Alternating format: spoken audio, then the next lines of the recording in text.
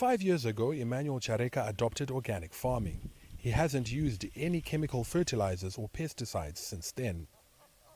Pests are kept at bay by intercropping with flowers, onions or garlic, which are natural repellents, while crops are fed manure generated by livestock or foraged from the land.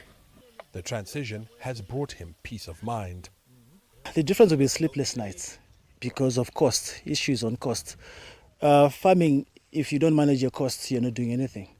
So if you do organic compared to conventional, where you use fertilizers, you are less stressed in terms of acquiring fertilizers. We are almost at zero cost.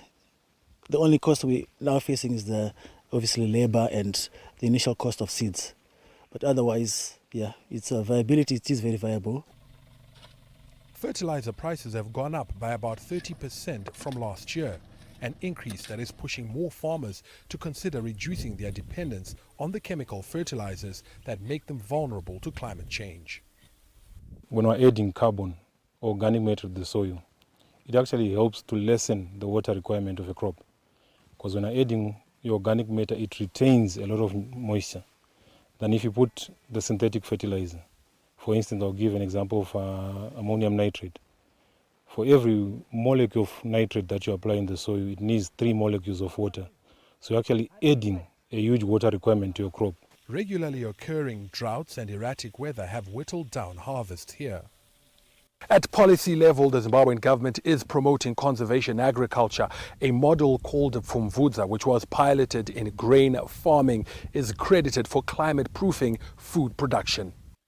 Organic practices can also open up avenues into lucrative markets. If you want to tap into the export market, you have to go organic. Because if you're using chemicals and those synthetics, there are restrictions. You cannot sow your produce overseas. Local farmers are being encouraged to target international markets to supply horticultural produce. Farai Mwakutuya, CGTN, Harare, Zimbabwe.